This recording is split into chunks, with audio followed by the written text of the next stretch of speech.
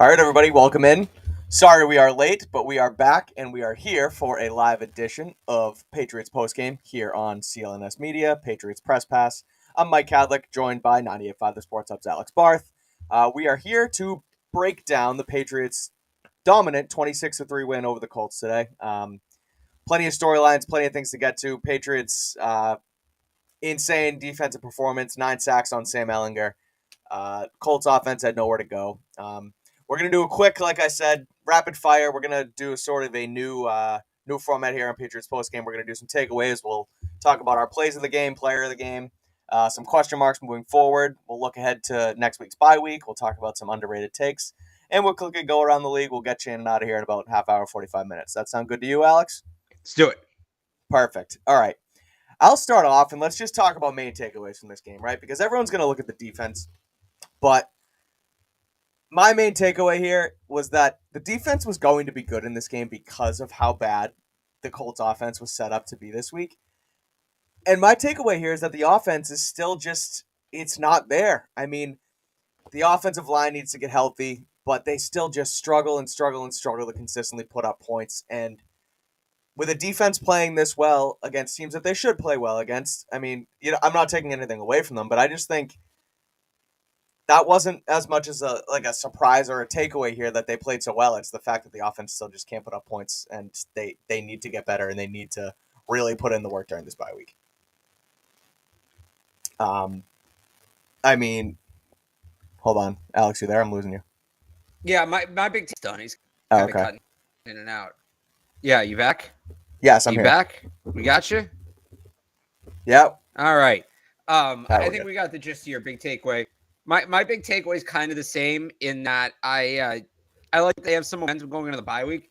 It's funny. I almost feel like the recharacterization here isn't on this win. Like, I get you want to say, hey, they need to do more. Maybe we don't go all in on this win, but we said the Bears loss was atrocious. The Bears are now rolling.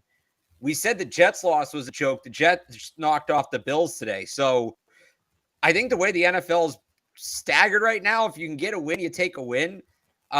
Right. The offense needs to. The offense is a mess. It's a mess. I can't sugarcoat it for you. I know what people want me to do. It's a mess. It's not great, but I think you beat a team in this year's NFL 26-3. You just kind of say, hey, that's another one in the win column, and you move on. And they've got this bye week now to kind of figure out where they want to go from here.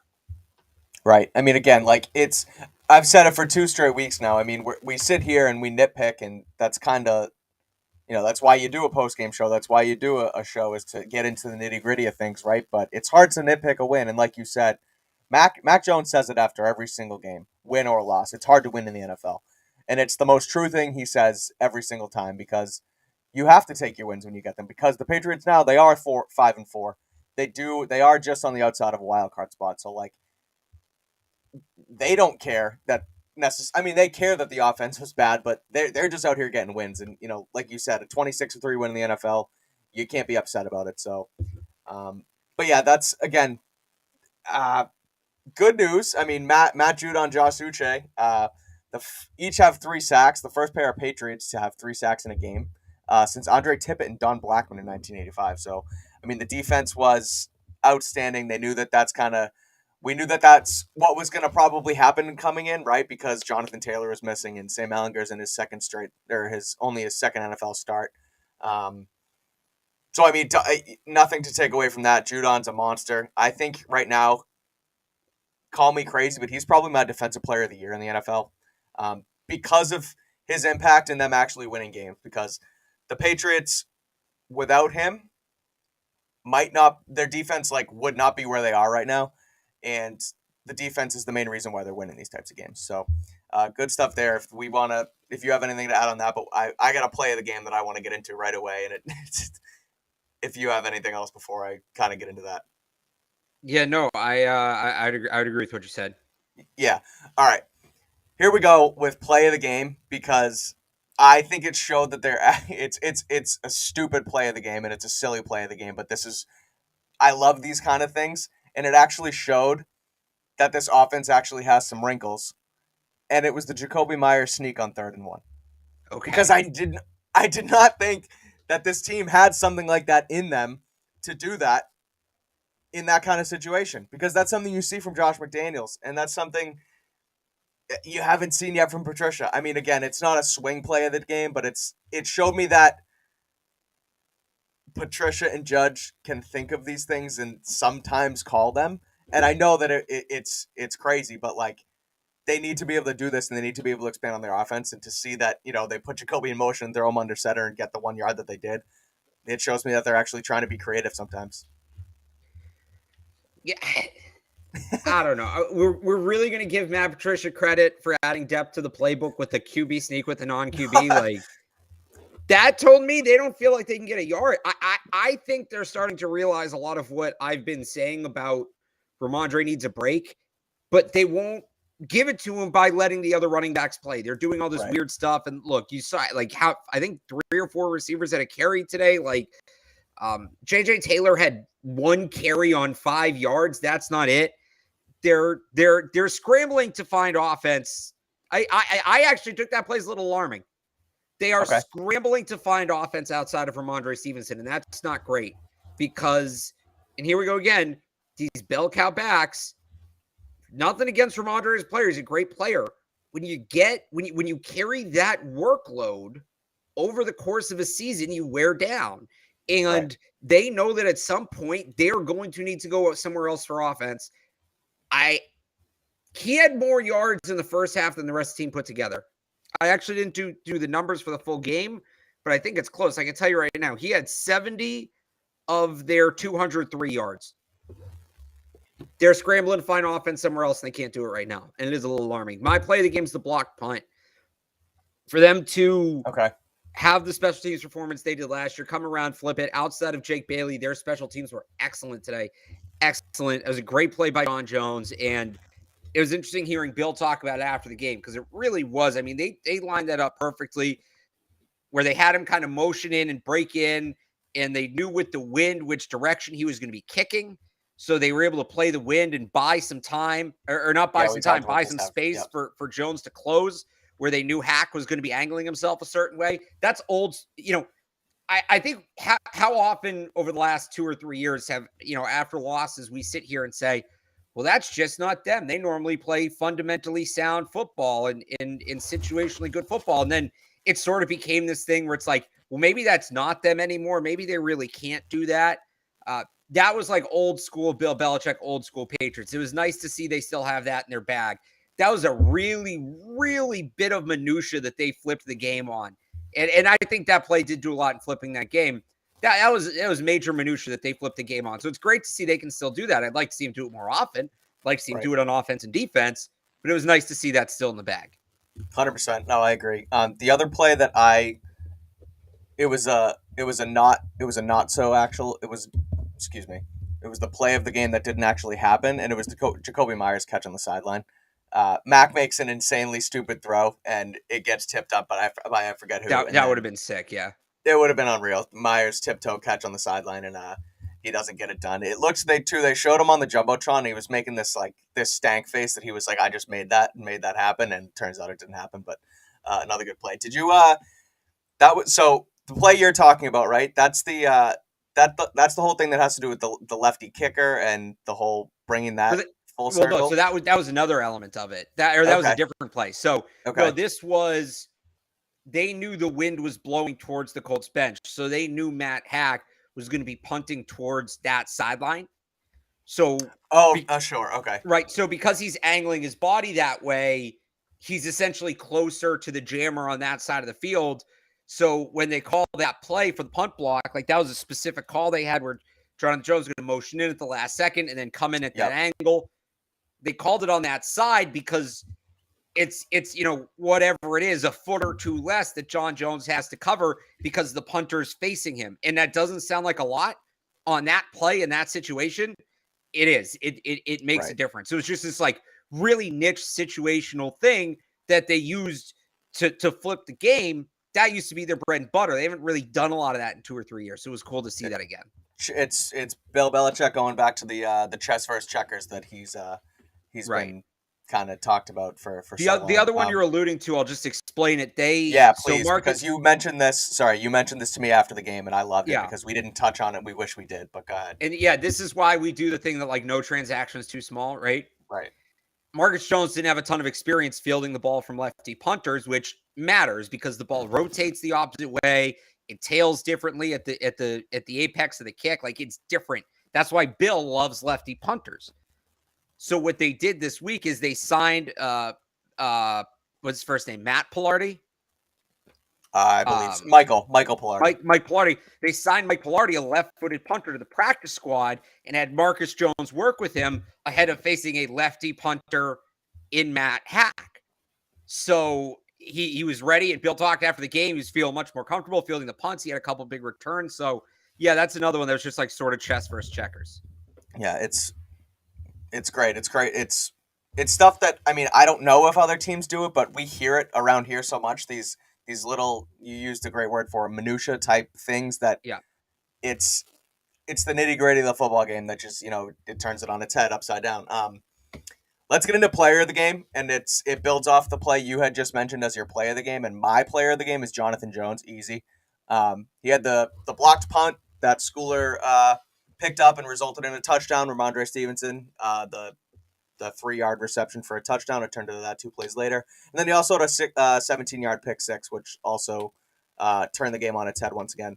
After the game, when we talked to Bill Belichick, he said that these 2 plays it was 14 bonus points is what he called them, the way he called it. And John Jones basically created 14 points for this football team today. I think that you can easily look at a guy like Matt Judon or a guy like Josh Uche and call them the players of the game as well. And I hear that 100%. But I think just the way that John Jones is like, he's this special team stud, then that's kind of what he started out as in the league when he was brought in on when he was drafted or whatnot. And he played special teams, paid his dues there, and now ends up as a stud cornerback playing inside and then outside. And Bill Belichick and McCourty kind of raved about him and just the way he's grown over the last few years here. And I just think again that he grabbed 14 points for this team basically by plays that he made today, and I think he's the player of the game, no doubt. I'm gonna go with Ramondre just because he was their only source of offense today, and I know it's kind of weird to pick an offensive player after a game like that, but he got them in field goal position a couple times. I mean, like he single-handedly got them in field goal position a couple times, and they only scored 2 touchdowns in this game. One was kind of in garbage time. This is probably a pretty close game if they don't have Ramondre. Like, how exactly does the offense move the ball without him? They don't get a couple of those field goals. Now it's coming down to crunch time. I saw somebody say this in the chat earlier. If, late, that 7-yard punt from Jake Bailey late in the game, if that had mattered, what that kind of would have done to the outcome, Ramondre did a lot in preventing that from being a reality by helping them get some of those field goals. So I guess really what I'm saying is Nick Folk, but no, Ramondre Stevenson's my player of the game because he was once again their offense. It's we were debating, is it the Mac Jones offense? Is it the Bailey Zappi offense? No, it's the Ramondre Stevenson offense. Yeah. What you just alluded to my 1B player of the game, if you were going to end up taking Jones and I needed a second guy, was Nick Folk. Yeah. I mean, he's just the most consistent.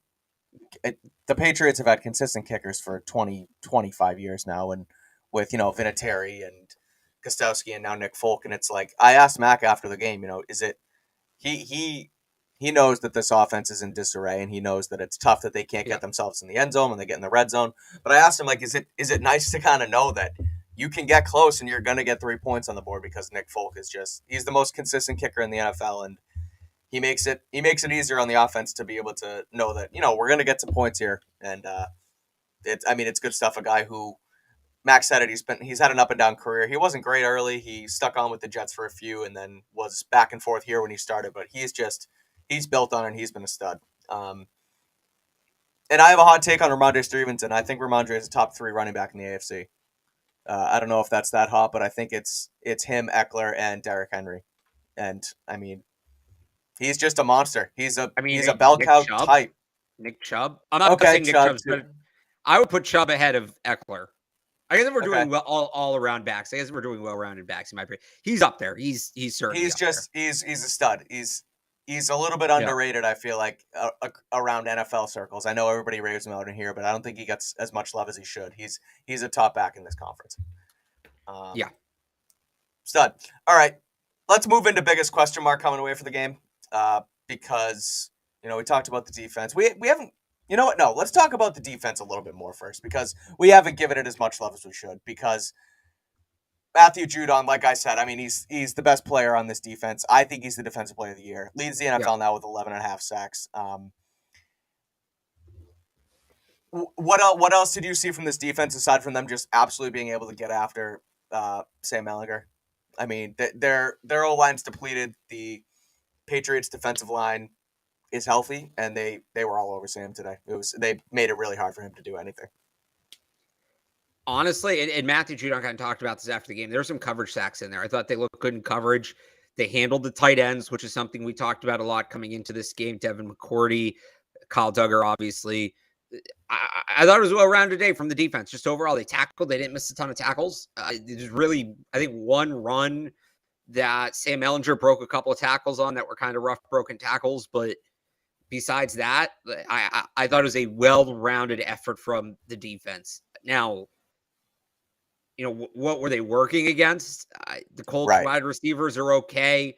Sam Ehlinger obviously is not good. I accidentally typed in, when I was writing my game story, 985thesportshub.com, Colts linebacker, Sam Ehlinger, and I honestly am not sure if that's a typo or a Freudian slip.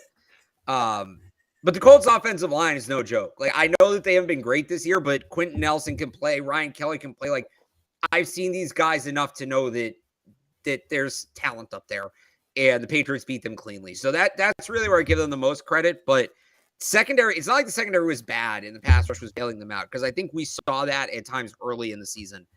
I wouldn't say that was the case today. I would say it was a well-rounded effort. Yeah, definitely. The other guy who had a day was Josh Uche, who, like I said, him and Judon were first Patriots teammates to have 3 sacks in a game since Andre Tibbett and Don Blackman in 1985. Yep. A Patriots linebacking core who, I guess, we talked about the run stuffing ability they've had with Lawrence Guy and Christian Barmore up front, and we talked about the secondary with Jack Jones and the safety room that's so dominant. The linebackers, and specifically Josh Uche, kind of get a bad rap, and rightfully so. They haven't been outstanding, but Josh Uche had a day today. He was all over Ehlinger as well. 3 sacks, 6 total tackles, 3 tackles for loss, and hit Ehlinger twice. So I just wanted to give him some love and his kudos there as well, because he was a monster today.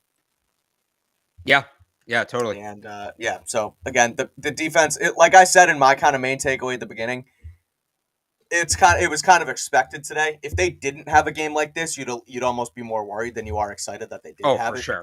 because the Colts were so just a dumpster fire. It was like you knew that the Colts weren't going to score more than 10, 20 points as soon as this game kicked off, because they don't have it. They fired their offensive coordinator.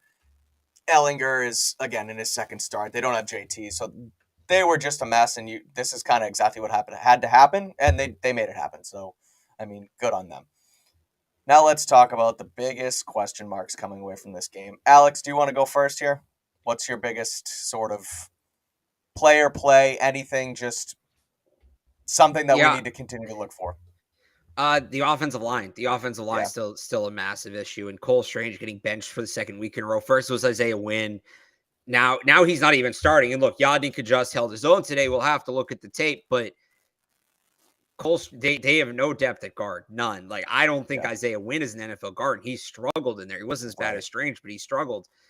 They can't get 5 guys on the field. They just cannot do it. And you're not going to win games. Mac Jones isn't going to figure things out. The passing game isn't going to figure things out. The running game's not going to be sustainable if you can't block up front, plain and simple. So they got 2 weeks here. I don't know exactly what they do at this point, because it feels like they've pressed every button, but they have to get something figured. And getting David Andrews back will help, certainly. But it's also concerning when your first-round pick can't play without a team captain next to him. Right. So The whole Cole Strange thing and Isaiah Wynn and right tackle and left guard, like it's starting to trend towards the it is what it is category. And that's not to say it is as an excuse. That's saying it is what it is, as in, well, they're just going to have to work around it because they can't fix it. And those are really tough holes to work around. Yeah. My question mark originally, kind of just looking at my notes here, it was the fact that can the Patriots fix this offense? But that was sort of my main takeaway, was that the offense seems pretty much broken. So I'm going to go to Jake Bailey, because I don't know what's going on with Jake Bailey. We need a wellness check on that guy, though. I don't know if it's the blocking up front. I don't know. One of the things was Cardona looked like he had a bad snap at one point, which that was him on another shank. So maybe that wasn't entirely his fault. But the punt operation itself is a disaster, and luckily it hasn't came and bit them in the ass yet. And it's like, okay, at least it happened against the Colts, or at least it happened against the Jets, where they kind of had that game in hand at that point. But if there comes a time where they legitimately need Bailey to flip the field like they always had, and he can't do it now, that's a problem for a guy who was an All-Pro before. And just, I don't know if it's the yips. I don't know if it's still an injury. I don't know what it could be, but it's a big question mark, and they need to get it fixed ASAP. Like you said before, and like what we talked about with the play of the game, or when we alluded to it talking about the play of the game, you bring in a guy like Michael Pilardi. Is it to kind of mimic Matt Hawk, or is it to give Bailey some competition, because something's got to be done there, and I don't know what it is. Yeah, it's getting concerning, especially after they gave him that contract. I know I get, because I talk a lot about punting, I get a ton of questions about it. It's not easily identifiable. You know, I've talked to some, not people with the Patriots about it, like this isn't like a sourced thing, but it's akin to jump shot or punting. It's kind of like a jump shot or like pitchers or whatever. And what can happen sometimes with the athletes is when you have an injury, you overcompensate in terms of your mechanics, whatever they may be. Yep. And then when you get healthy, you no longer need that overcompensation. So you have to go back to your old mechanic, and sometimes guys have trouble finding it. And then it's, you tweak this, and then you tweak that, and then you tweak another thing. And suddenly you're so far from where you were that you can't find your way back. Right. So that would be my guess as to where he's at right now. He had a punt all of last year with an injury. He's trying to readjust to punting without an injury, and he just can't find his motion. Like Cam McCord talked to us last week, like he's not striking the ball in the right spot. Mm-hmm. That to me would be something about either the way he's dropping the ball or the way he's bringing his foot up. I know people are going to say, oh, dropping the ball and bringing your foot up, that's punting. Like, it's a little more nuanced than that. It is. You see it in their warm-ups. When Bailey warms up, he's walking around just dropping and looking at his foot all day. It's a science. There's a science behind it. I just think there's something in his mechanic that at some point along the line was altered, and he's trying to go back to it, and he can't find his original swing. It's like golf, right? This happens with golfers a lot. Tiger went through this where he hurt his back. He had to change his swing to compensate for his back. And then when his back was healthy, the swing he'd been doing for the last however long it was no good. So he had to go back and find his original swing. And that's a process. Sometimes you can guys get right back to it. It's not an issue. Sometimes it takes some time. Sometimes guys never get back to it. So I think with Jake Bailey, he's clearly still in that process. The question is, do they believe he's close to snapping out of it? And however far away he is, if they have a feel on it, are they willing to give him that much time? And that we have no way of knowing. That's an internal matter. It's not something like, oh, we've seen this or we've seen that. We're just not going to know until they make a decision. But that is where I would imagine it's at right now. Yeah. It's a problem that needs a solution soon, because you have, looking ahead past the bye, you have a couple tough opponents where it's not going to be a cakewalk like this week was, and that might come back to bite you if you can't flip the field and you give the team the ball on your side of the field once again. I mean, you're also going to get late in the year, and there's going to be more wind, and it's going to be wet, and like it's not going to. Today was, I don't want to say it was an easy day to kick because it was pretty windy, but by New England standards, right, early November, yeah, today was not the worst kicking day. Like there's going to be worse days than there were today. Yeah, agreed. Speaking of the punt operation as a whole, Yeah. special teams, I guess, as a whole, let's get into some, not so much your main takeaway, but your side take, your underrated take of the game.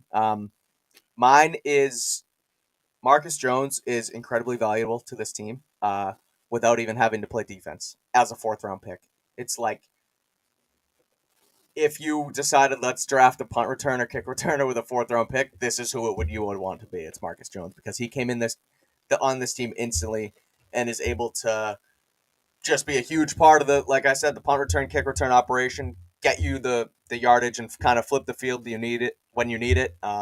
He knows how to read a fair catch when he has to, right? He knows exactly how to read the blocking scheme when they block it up for him correctly. He doesn't make many mistakes at all. You don't see him go over his head and then bounce to the 1 yard line. He knows how to read the punt game, and it's like I said, without him even having to play defense, he's incredibly valuable for a fourth round rookie. Yeah, mine is I actually think they missed Devontae Parker today. They didn't play well offensively in the red zone. And you know, it took them 2 plays to score from the 2 on the first drive. They couldn't get in on the 3 on the second drive. They got down there. You'd like to think that's where Devontae Parker comes in big. You're going to throw him fades in the back corner.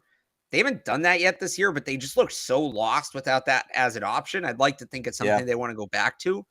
They got to figure it out on the goal line because teams are they're going to pack the A gap for Ramondre because that's kind of their only play right now. I know Mac had that throw out in the flat, but if I'm defending the Patriots in the red zone, I'm just keying in on Ramondre Stevenson. Right. Not even in the red zone. I mean, overall, I'm just keying in on Ramondre Stevenson and making you beat me with somebody else. So I guess it kind of goes back to the take I had before of just they've got to find secondary offense. They don't have it right now. Jacoby, I know, like, has been at times. He's had a couple big weeks, but the Colts did a good job taking him away today. And they need, you know, I would say he's been him and Ramondre Stevenson have been the primary offense. I think last week the two of them combined for like 80% of the touches or something. Whether it's Kendrick Bourne, who had a rough day, whether it's Tyquan Thornton, whether it's Nelson Aguilar, whether it's one of these other backs, whether it's the tight ends, maybe they're getting Hunter Henry going a little bit. They have to find. Yeah, Henry was okay today. I think it was their leading receiver today, actually. But yeah, he was. It hasn't been consistent. They need to find consistent secondary offensive production. Yeah, it's tough. They also need somebody says they have to find an offense, period.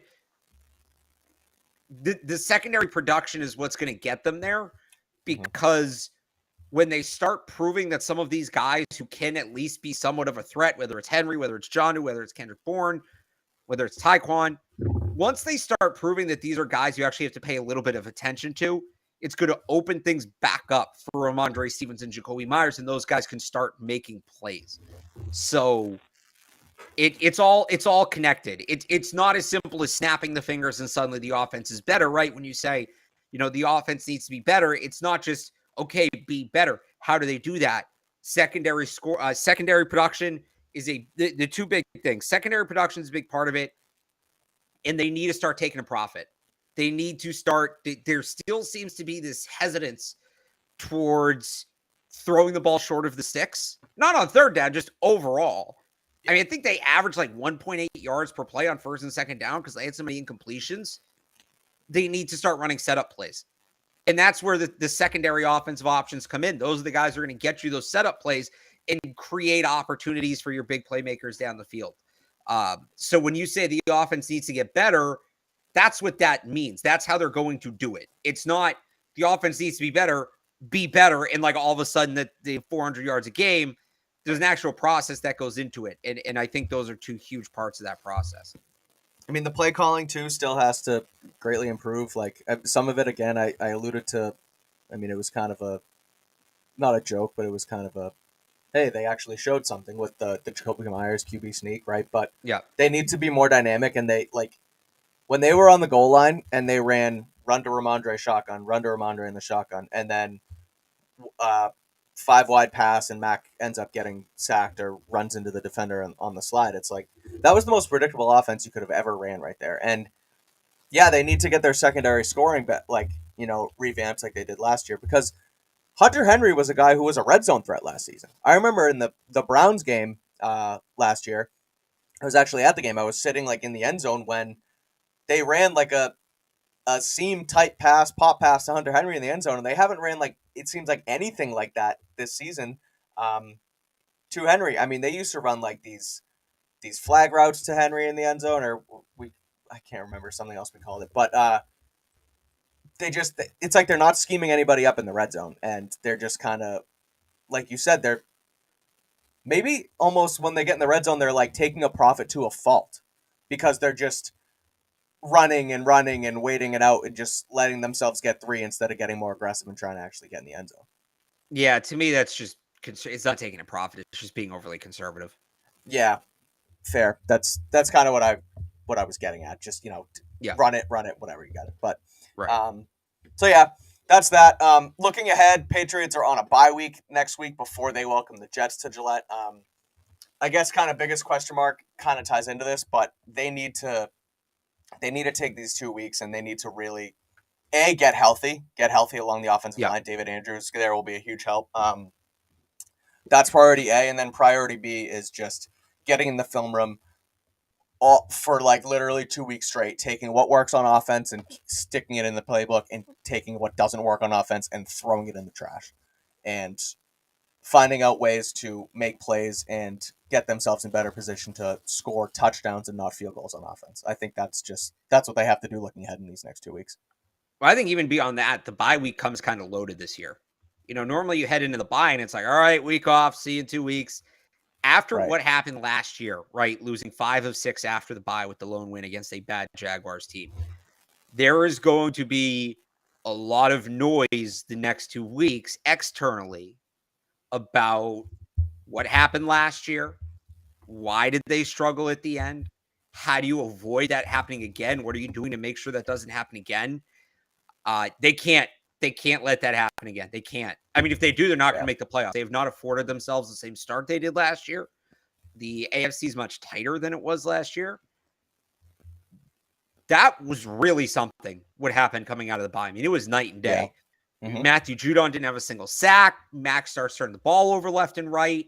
It was bad. It was really bad. It is not good football. It's going to be a question these next 2 weeks. What happened last year, and is it going to happen again? So they've got to forget, everything you said. They got to look at the offense and all of that and get healthy. But they've just got to kind of look themselves in the mirror and a lot of guys talked about this game against the Colts as a bit of a redemption. They lost to the Colts coming out of the bye last year. It was a bad loss. It kicked off that whole thing. And from what it sounded like after the game today, talking to players, that was talked about this week.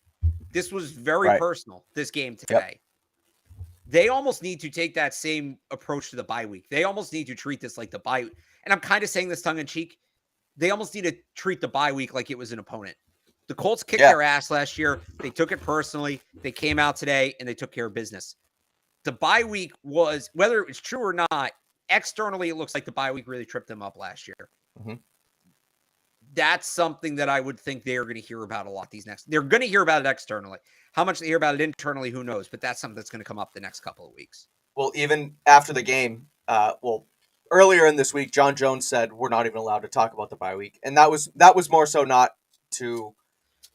That was about not overlooking the Colts. That was not overlooking the Colts. But after the game today, when asked about the bye week, Mac Jones said, well, yeah, we have this and we have the bye week coming up, or whatever you want to call it. So, he doesn't even want to call it a bye week.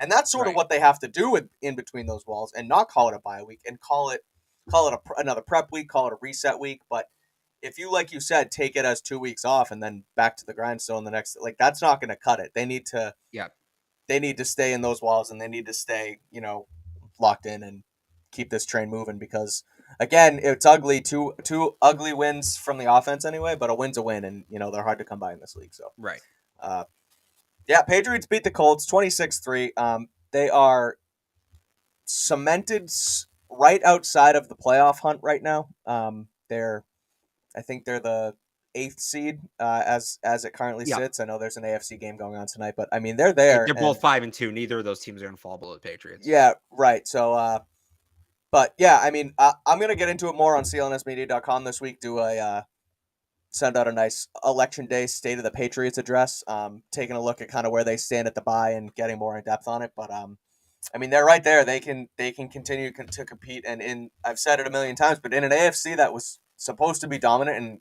is not nearly as good as it was kind of expected to be, they're right there in the mix. So Patriots again win 26-3. That's our wrap up, but we'll quickly go around the league. Unless you have any closing thoughts on the past before we kind of take a look at some other games, and then we'll wrap this thing up. I mean, I think people want to hear us talk about Mac Jones. Yeah, I know. I mean, we can get into it more on Tuesday, but right, it's so tough to do before you watch the film. Yeah. Last week, so remember last week we all came away from that game and said Mac Jones was terrible, and then we watched the film and he actually wasn't as bad as he looked. Mm-hmm. I think this week's going to end up being the inverse of that. I think people are kind of like, oh, you know, he got them in field goal range, and it's the kind of game it was, and he wasn't great, but he's fine. He finally didn't throw a pick. That was one of the rougher games I've seen him play. The accuracy wasn't entirely there. I still think the offensive line is a big part of it. I actually think the issues he's having and the issues Brady is having are actually very similar. Now, Brady's better equipped to overcome those issues for a long laundry list of reasons. We would be here all night. But Mac does not know how much time he has in the pocket. He is just kind of bracing for the hit as soon as he gets into the back foot of his drop back, and it's really impacting him. But it looked like it more in this game than maybe in some games in the past. He was nervous back there, and it showed. So maybe the bye week allows him to reset that internal clock a little bit. Maybe getting David Andrews back and the offensive line solidifying things helps him, but not a great game for Mac today. At least that's not what it looked like. I reserved the right to change my mind after I watched the tape, but he really did not seem comfortable today. Yeah, I agree. He doesn't look comfortable. He hasn't looked comfortable all season, and I do,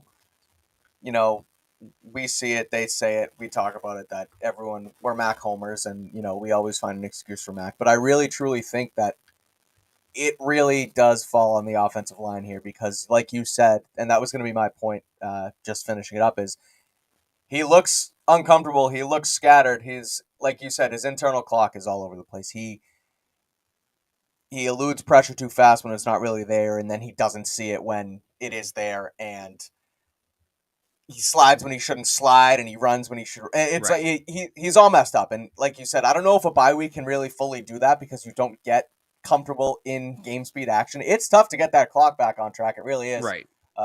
Especially with daylight. No, I'm just kidding. But no, that would have been a good one. And it's like, what's just so annoying about it is that he wasn't like this last year. This isn't like Zach Wilson where he's just bad and he's always been bad. Right. He was so composed in the pocket last year. So you want to think that there's a chance that they can recapture that. And we talked about this in camp where, he's getting sped up, but they can still fix that. It feels like they're racing towards it becoming irreversible. And today was a day where it felt like that because I thought he did have time for most of the day. I thought he did have time to settle himself and get that clock right. And it just never happened. Yeah. Well, again, like you said, we'll take a look more in depth, and we'll go much more in depth offense and defense on Tuesday's episode of Patriots Beat here on Patriots Press Pass. But that's sort of a quick hitter on this Patriots Colts game. Again, the Pats win 26-3. Get to over 500 for the first time all season, and they head into the bye week just outside the AFC playoff picture. So if we want to quickly just touch on a few games around the league, because Alex, Tom Brady is still the greatest quarterback of all time. Not that would ever change. I'm actually gonna put my friend on blast here. My buddy Jordan texted me I don't know, midway through the third quarter of that game, and he was like, "We need to admit it, Tom Brady's washed." And I was like, really? And he goes, "Yeah, I think he is." And I was like, "Are you watching the game?" What do you? He goes, "Yeah, I think so." And then I just texted him after, and I was like, "Yeah, you watched him do this for 21 years." So here everybody's like, "Oh my God, look at what Tom Brady did! Wow!" Why are we impressed? And I don't mean that as an insult to Tom Brady. I actually mean it as a compliment. What, you thought he was going to lose that game? I knew they were going to score. Yeah. Right. 44 seconds, 60 yards to go against his own defense at home. That's light work. Of course he was going to do that. I'm a little insulted it took him as long to do it as he – I'm kidding. But, right. Like, the impressive part about it is it's not impressive with him anymore. Right. It's what you expect. Like, I saw somebody had the stat, career wins throwing 50 or more passes. Brady is, I think it was like 46 or something like that for him. He's the most all time. The second close player, it's Warren Moon and Dan Marino. Each have 5. Yeah. I mean, it's what he does. It's what he does. This is who he is. It's an incredible feat. He's the greatest quarterback of all time. It's fun as hell to watch. I guess I will say I'm impressed. I don't want to say I'm not impressed. I'm impressed. I'm not surprised. And you shouldn't be surprised. I've been watching him do this my whole life. What, I'm going to sit here and be like, oh my God, can you believe he did that? That was yeah, crazy. I can. I can believe it. I actually very much can believe it. I would not believe it if he didn't do it. It's what he, like, people do things, right? Like, there are people who are just notable for doing things, right? Tom Brady does that. That's what he does. Yep. And so, again, the Bucs were in jeopardy of falling to 3-6 on the season. Brady keeps them right there. I think they're 4-5, and they're still at the top of the NFC South because of just how bad that entire division is too. So they're probably still going to make the playoffs. People thought that it would be Tom's first playoff miss since 2001 or something, but nope, he's going to stand right there and do it. The other game in the NFL that you texted me about when we were sitting in the Patriots press room there, and it's the Jets win over the Bills because whether you like it or not, folks, Zach Wilson might be a little bit of a winner in this league because they beat the Bills today. Oh, yeah. Winner. And Jimmy Garoppolo, baby. He's 6-3. I mean, hey, do we have a little bit of Jimmy G action from Zach Wilson going on? We do. We have a bad quarterback that turns the ball over. He bounced back today. He bounced back today and got the Jets a win against the Bills. And he drove them down for a game-winning touchdown drive. He did. He got the Jets a win against the Bills. He went out and got that win. It wasn't Josh Allen going 18 of 34, 205 yards, no touchdowns, 2 picks. No, Zach Wilson went out. Who did Josh Wilson play like in that game that everybody was saying after? Josh Allen. Sorry, Josh Allen. Who did Josh Allen play like? Josh Allen had a bad game and everybody said he played like Zach Wilson. I'm not doing this again. I'm not doing this. A bad quarterback plays on a good team and compiles a bunch of wins, so we suddenly pretend he's good. I already have to do it with Jimmy Garoppolo. It's hard to win football games in the NFL, Alex. I don't want to do it. It is hard to win football games as a team. It's a lot harder to win them when your quarterback sucks. Teams still manage to do it if they have a ton of talent, but I'm not doing this with the quarterback in the AFC East. I already have to do it with Jimmy Garoppolo. Like, credit to the Jets. That defense, and I told you all this last week, that defense is legitimate. That defense is for real. And they have playmakers on the offensive side of the ball. I actually want to look and see what Mike's guy Tyler Conklin did. He did nothing. All right, he did nothing. I'm looking at it, But Garrett Wilson's a stud. 8 catches, 92 yards. He's a legit first-round talent. Zach Wilson's not. He is. Michael Carter also carried them on the ground. He had 12 carries for 76 and a touchdown. He averaged over 6 yards a carry. So again, I'm just busting with that. But no, that's what we do on the show. But I want to say this too. I said over the summer, in the spring, the summer, and everybody's calling me a hater. The Bills' fatal flaw is Josh Allen is wildly inconsistent. That is old. Like, when he's on. He's excellent. But he's not. He can't be that guy for 18 games. He's becoming a little bit of a turnover machine. And I have a hard time giving him crap like you are right now, because again, he's shown that his inconsistency, when he started, he was awful, and he got much more consistent and played much better football a lot more frequently, and he's a freak athlete and can make all the throws. He wasn't consistent last year. He was like far more consistent than he ever was, though. And from my point being is that okay, go ahead. Until the playoffs. Yeah. From week 5 until the second Patriots game, he did not have back-to-back games with a passer rating over 90. What was their record? I think they were like 6-4 in that. Yeah, they did have a little bit of a lull. Yeah, Right. I'm just saying they are a talented enough team to overcome turnover performances like that most of the time, but not all of the time. And you're kind of playing with fire. This was a team that was supposed to go undefeated. People were giving them the Super. They won on opening night, and ESPN's tweeting about it like they won the Super Bowl. Yeah. I don't think this is an undue victory lap. I know you think I'm dumping on Josh Allen. I'm more so dumping on the expectations. People saw this shiny thing and they got all distracted. If we just evaluated teams by who they are at their peak, there would be no bad teams in the NFL. Every team would be a Super Bowl contender. Right. People love to throw consistency out the window because they want to look at something for being as fun as it can be. Consistency matters in sports. The Buffalo Bills are not a consistent team.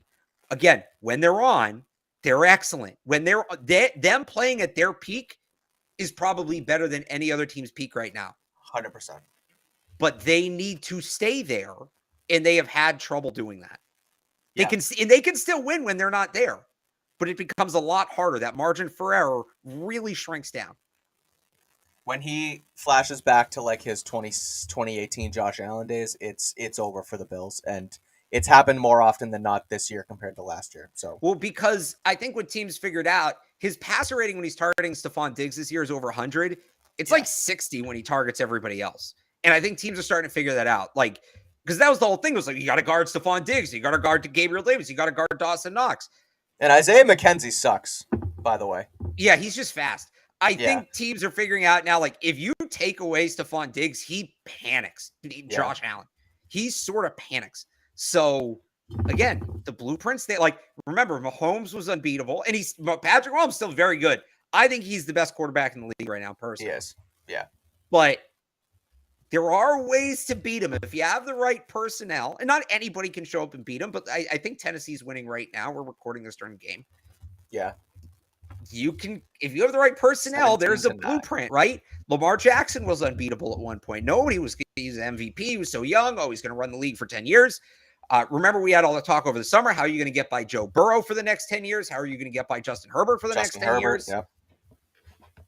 There's yet to be a quarterback in this league outside of the guy playing in Tampa that there is no blueprint for. And I just don't. I think Mahomes is in that class. I do. There's a blueprint for. It's not easy.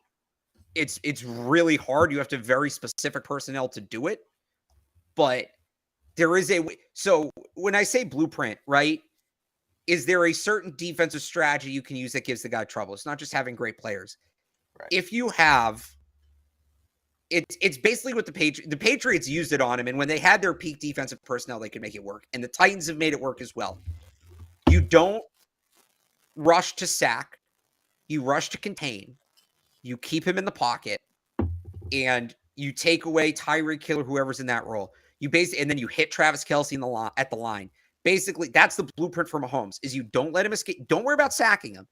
Don't let him escape the pocket and force him to throw underneath Travis Kelce and work his way up the field. He will eventually get impatient. Actually, the Bills did this. He will eventually get impatient and make a bad throw. And if you can capitalize on the turnover, that is how you stop Patrick Mahomes. It is much harder said than done, or much easier said than done. You need very specific high-level personnel to do it. Right, you need the game plan and you need the personnel. Correct. Exactly. Right. I just refuse to believe Josh Allen's the first blueprint. Even with Brady, there's a blueprint. Rush up the middle, take away the stuff underneath, force him to throw outside to the boundary while there's rushers in his face. I refuse to believe Josh Allen's the first blueprint-proof quarterback. I just don't think he is, because I don't think that player will ever exist. I don't. So I think you're kind of seeing it. Yeah, I'm with you. Last game we'll hit on before we get out of here is Dolphins versus Bears, because the AFC East is, dare I say, loaded right now. The Dolphins beat the Bears 35-32. Tua looks like a Alabama version of Tua. He goes 21 of 30 for 302 yards and 3 touchdowns. I'm still very much of the opinion that it's Mike McDaniel and Tyreek Hill and Jalen Waddle and not Tua, but he's good enough to play in that system as probably 20, 25 quarterbacks would be in this league, because it's set up for success down there in Miami. But the Dolphins are 6-3 now. Bills are 6-2, and the Jets are 6-3, and the Patriots are 5-4. So the entire AFCs could make the playoffs in theory. If they go on, it's in theory they could do it. It'd be tough, but Dolphins get another win. The AFC East is playing really good football. Yeah, I mean, we got to relook at a lot of these most recent Patriots games. That Bears loss suddenly doesn't look as bad. The Jets win suddenly looks really good. When it comes to Miami, it's just, and I talk about this a ton.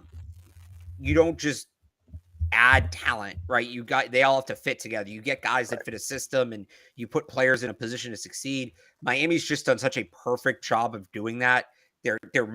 Everybody on that offense, whether it's Tua, whether it's Tyreek Hill, whether it's Jalen Waddle, whether it's Mike Gesicki, the running backs, whoever, they're all being elevated by the system. And that's not to say they're not good players, but they are constantly playing to their strengths. And when players play to their strengths, they play better because they're doing the things they're best at.